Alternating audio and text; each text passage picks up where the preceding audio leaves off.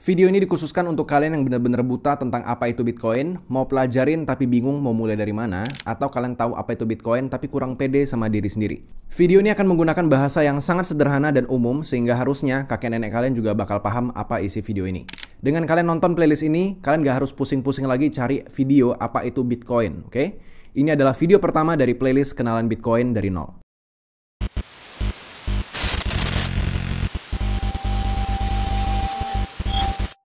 Halo semuanya, nama gue Josh Gultom dan playlist edukasi Bitcoin ini didukung oleh film berjudul God Bless Bitcoin. Ya, kalian wajib nonton film itu.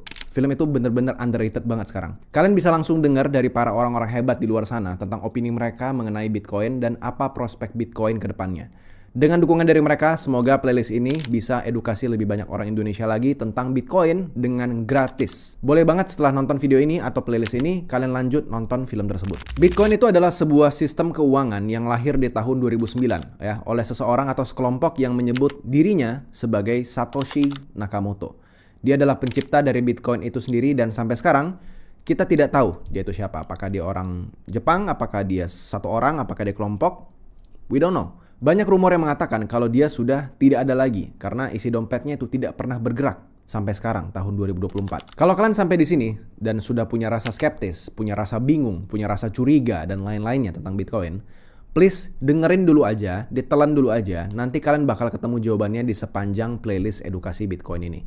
Bitcoin dibentuk karena kekecewaan Satoshi terhadap sistem perbankan yang kolaps di tahun 2008. Dia frustasi dan mencari cara bagaimana caranya kita semua ya bisa saling mengirimkan uang tanpa perlu pihak penengah seperti bank secara jarak jauh. Gimana caranya ya gue bisa mengirimkan uang dari Indonesia, contoh ke Australia tanpa penengah. Dan dari otak jeniusnya Satoshi ini ya dia menciptakan sebuah tesis yang dia ketik di sebuah dokumen kertas putih atau white paper yang berjudul Bitcoin, a peer-to-peer electronic cash system. Dari dokumen white paper itu, dia menciptakan satu sistem keuangan yang belum pernah dilihat manusia sebelumnya. Kalian bisa akses dokumen ini di link di bawah ya, gua kasih ada di deskripsi. Semua orang bisa baca, semua orang bisa akses, dan semua orang bisa audit. Kalian perlu tahu, ketika kita menyimpan uang kita di dalam bank, sebenarnya uang kita itu bukan lagi uang kita. Kita tidak punya hak penuh atas uang kita lagi kalau kita depositkan uang kita di bank. Kenapa begini? Bank itu punya satu sistem keuangan yang menurut gue itu cukup aneh. Ya, cukup aneh lah. Terdengar ilegal, tapi sangat legal ternyata. Dan sistem ini dipakai di seluruh bank yang ada di dunia. Ya, termasuk Indonesia. Sistem keuangan ini disebut sebagai Fractional Reserve Banking System. Ini adalah sebuah sistem di mana bank boleh meminjamkan uang yang sebenarnya tidak ada di berangkas mereka sama sekali. Ya, mereka bisa meminjamkan uang ini, which is nggak ada uangnya, kepada orang lain. Dengan sistem ini, bank punya kemampuan untuk mencetak uang dari angin. Dengan Fractional Reserve Banking System ini, bank hanya perlu menyimpan sebagian uang kita di bank dan sisanya bisa dipinjamkan kepada orang lain. Let's say, angkanya adalah 10%. Ya, Fractional Reserve Banking-nya itu 10%. Di mana artinya, bank hanya perlu menyimpan uang 10% dari dana kita sebagai nasabah dan 90% uangnya itu boleh dipinjamkan kepada orang lain dan ditagihkan dengan bunga. Jadi contoh ya, gue bikin contoh yang cukup sederhana aja. Kalian coba dengerin pelan-pelan. Ada satu orang yang namanya Budi, dia datang ke bank. Ya, dia datang dengan hanya bawa uang 10 juta rupiah aja, cash ya. Dia buka rekening baru dan dia depositkan uangnya sebanyak 10 juta. Setelah dia keluar dari dalam bank, ya, dia lihat di saldo rekeningnya, dia lihat di aplikasi HP-nya itu, ya, tertuliskan nominal saldonya itu adalah 10 juta. Ya, sampai sini paham ya? Tidak lama setelah itu, Susan, orang kedua, Susan, datang ke bank itu dan dia bilang ke bank, "Halo bang, saya mau minjem uang.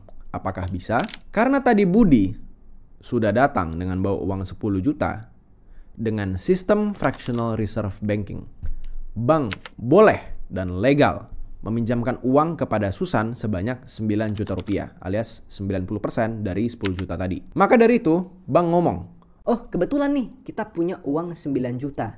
Kalau Mbak Susan mau, kita bisa bukakan rekeningnya dan kita akan taruh uang 9 juta di dalam rekening tersebut." Oke. Susan menerima tawaran ini dan setelah beberapa ketikan ajaib di keyboardnya bank, ya, Susan diberikan uang 9 juta rupiah melalui rekening bank tersebut. Susan keluar nih dari bank. Dia cek saldo rekening di aplikasi handphonenya. Dan sekarang, Dia lihat angka 9 juta rupiah. Ada yang aneh sampai di sini? Ya. Kalau kita lihat HP-nya Budi dan HP-nya Susan secara bersamaan, itu totalnya 19 juta. Dan uang itu, 19 jutanya, itu beneran bisa dibelanjain semuanya. Bank baru saja menciptakan uang 9 juta rupiah dari angin berkat bantuan fractional reserve banking. Dan lucunya, cerita ini nggak berhenti sampai di sini aja. Nggak berapa lama kemudian, ada Agus nih, orang ketiga, datang ke bank. Ya, dia juga mau minjem uang. Apakah ada uangnya di bank? Harusnya nggak ada ya. Harusnya uangnya sudah habis. Ya, harusnya negatif. Minus malah. Tapi fractional reserve banking mengatakan Susan itu punya uang 9 juta secara resmi. Dan uang 9 juta ini, 90%-nya dari 9 juta tadi, itu boleh dipinjamkan kepada Agus. Sehingga akhirnya bank memberikan pinjaman kepada Agus sebanyak 8,1 juta rupiah. Ya, 90% dari 9 jutanya uang Susan tadi yang doesn't even exist. Agus dibukakan rekening baru dan dari beberapa ketikan ajaib tadi ya, saldo 8,1 juta itu masuk ke saldonya Agus. Agus keluar dari bank dan dia cek ya rekening dia saldonya di aplikasi di HP-nya. Dia buka. Situ tulisannya adalah 8,1 juta. Kalau kita gabung saldonya Agus, saldonya Susan, saldonya Budi, itu totalnya 27,1 juta. Bank baru saja mencetak uang sebanyak 17,1 juta dari uangnya 10 juta Budi tadi yang di awal. Dan ini semua bisa dibelanjain. Dan ini terus terjadi, gak berhenti di Agus doang. Ada orang keempat, orang kelima, 6, 7, 8. Dan iya, kalau benar fractional reserve bankingnya adalah 10%, maka uang Budi tadi, yang tadi awalnya hanya 10 juta di dalam bank, ini bisa menciptakan uang dengan total 100 juta alias 10 kali lipat. Dan kalian perlu tahu, 10% fractional reserve banking itu besar. Ya. Di Indonesia sendiri itu angkanya lebih kecil, yaitu di angka 7,5 sampai 9%. Sementara di Amerika, di US itu 0%. Ya, jadi basically bank itu bisa meminjamkan uang yang sama sekali bahkan nggak ada di bank. 0. Sejak masa pandemi kemarin. Dan bagi kalian yang nggak tahu, ini adalah satu skema atau satu cara di mana bank itu bisa mencetak uang.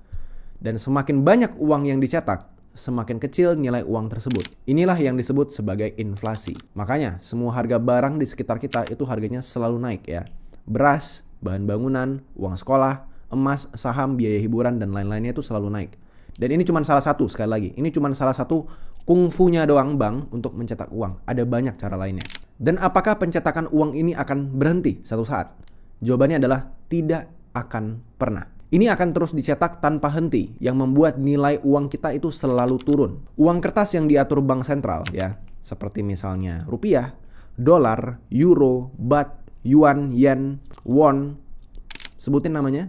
Ini adalah uang yang disebut dengan nama uang fiat. Dan sistem fiat ini itu baru saja dibentuk 1970-an. Belum umurnya itu bahkan belum 100 tahun. Saat Presiden US Nixon menghapuskan gold standard ya.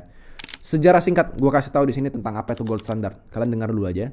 Dulu uang kertas itu 1:1 dengan emas yang disimpan di dalam bank. Jadi kalau kalian dulu punya uang 100.000, ya basically kalian bisa nukerin uang 100.000 itu jadi emas senilai 100.000 di dalam bank.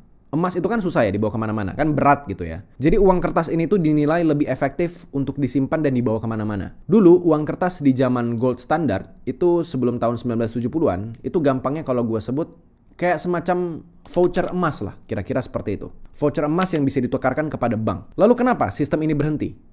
Alasannya, as simple as, karena bank itu sangat rakus. Mereka tahu mereka bisa mengeluarkan uang kertas jauh lebih banyak daripada jumlah emas yang mereka simpan di dalam brankas mereka sendiri. Mereka ngelakuin ini terlalu sering dan terlalu banyak. Hingga akhirnya ketika orang minta emas mereka balik, mereka cuma bisa angkat tangan, bilang emasnya nggak ada sama sekali. Maka sejak itu ya, untuk menghindari bank kolaps ya, itu bakal jadi kolaps yang sangat besar kalau misalnya tidak dilakukan apa-apa. Semenjak tahun 1970, Presiden Amerika Nixon mengubah sistem keuangan dolar dari yang namanya gold standard menjadi fiat, yang tadinya in gold we trust menjadi in God we trust. Ya, well basically mereka suruh kita percayanya sama pemerintah, sama bank sentral, bukan sama Tuhan. Mereka suruh kita percaya aja itu uang kertas itu ada nilainya. Uang kita bukan lagi uang kita, dan ini kenapa kita tidak pernah diizinkan oleh bank untuk menarik uang cash dalam jumlah besar sekaligus. Kenapa? Karena mereka nggak pernah punya uangnya.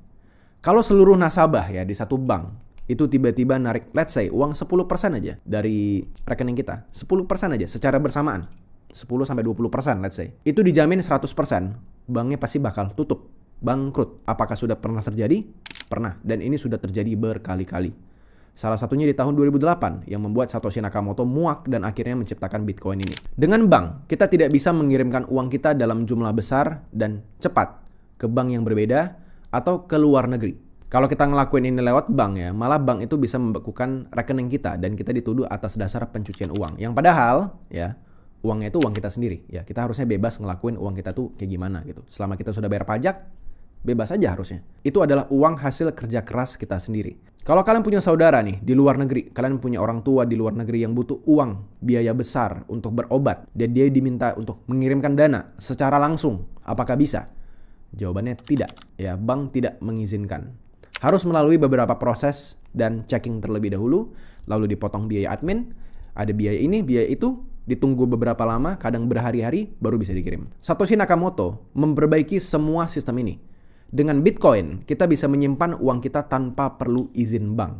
Kita bisa mengirimkan uang kita kemanapun kita mau, tidak terbatas wilayah sama sekali. Selama wilayah itu ada jaringan internet, ke negara apapun, ke benua apapun, tetap bisa kita kirimkan uang dengan biaya yang sangat murah. Bayangin aja ya, di tanggal 16 Januari 2024, baru-baru aja, ada orang tidak dikenal, alias anonimus ya, dia mengirimkan 42.870 Bitcoin dari satu rekening ke rekening yang lain hanya dalam waktu kurang lebih 1 jam aja. Yang kalau dirupiahin itu nilainya lebih dari 10 triliun rupiah.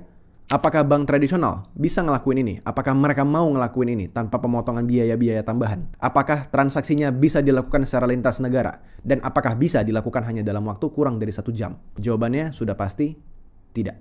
Bitcoin ini memberikan kebebasan dalam kepemilikan keuangan.